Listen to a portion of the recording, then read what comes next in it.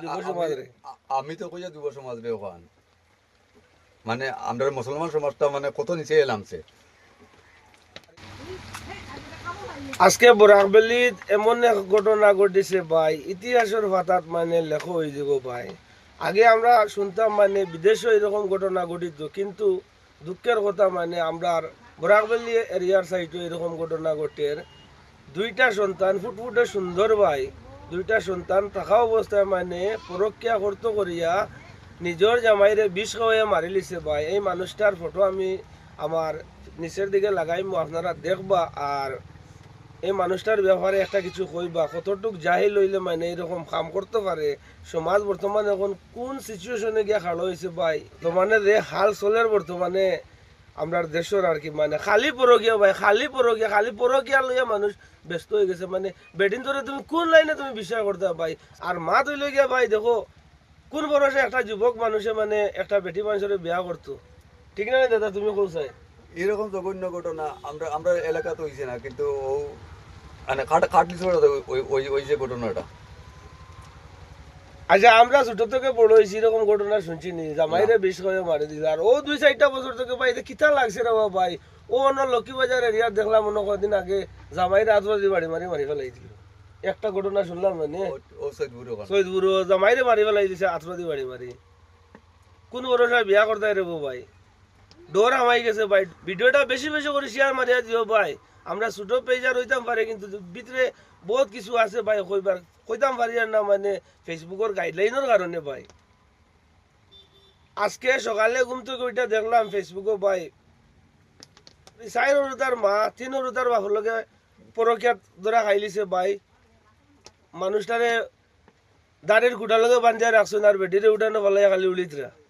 এটা কিতা লাগছে ভাই কত নিচে এলামছে দাদা? একটা কিছু হো মানে যুব সমাজরে আমি তো কইয়া যুব সমাজ রে ওখান মানে আমরা মুসলমান সমাজটা মানে কত নিচে এলামছে।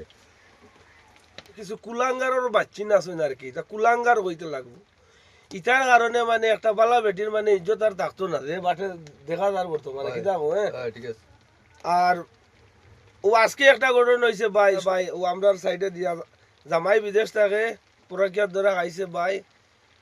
ও শুনছি হাসা কথা তো উড়ে রেবো ভাই। হ্যাঁ, সব থেকে জঘন্যতম কাজ হয়ে গেছে ভাই। জামাইরে বিষ খাওয়াইয়া মানুষটা মারি নিল, ড্রাইভারের লগে বাগিয়া গেছে। ড্রাইভারের লগে না ও তার ড্রাইভার, তার ড্রাইভার আজকে হে 10 বছর ধরে বলে ও বেটির লোকে ফরকিয়া করে, কিন্তু মানে হে জানে না নি এটা।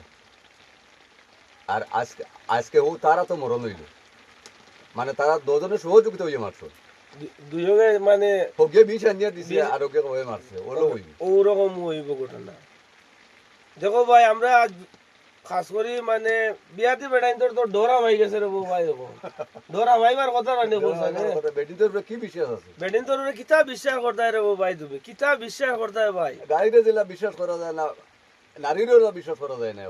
কোন ভরসায় বিশ্বাস করতে ভাই?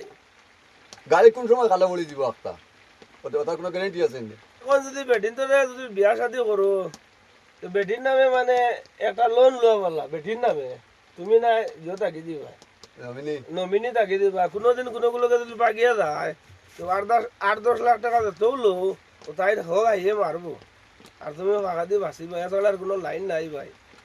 আর নিজের যে মতামত আছে ভাই, কমেন্টের মধ্যে কইবা ভাই, ভাইয়ে শুনমু আর প্লাস উত্তরটাও দিয়া দিমু।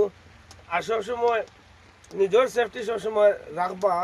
আর কতই গিয়া দেখো ভাই, আজকে কোন জায়গায় ঘটনা হয়েছে? খাটলি ছোড়া। হয়তো আমরা সাইডে দিয়ে এরকম হয়ে যেতে পারে, আমরা যদি সতর্ক থাকি ভাই তাইলে এরকম আর ঘটনা হইতো না। আর ভাই কথার দিকে যদি কোনো ভুল ত্রুটি হয় ভাই, তাইলে মাফ করে দিবা। আর ভাই কিছু কই দেয়নি না, আমারও কিছু হওয়ার কি একটা কিছু কো মানে আপনি তো সারা কইলে এখানে, আপনি তো মানে আপনি আমার মাঝে সারা মাতিলে, আমি তো শুনলাম সারা বিস্তারিত। আর অতটুকু থাকুক নাকি দা? ওই অতটুকু টাকা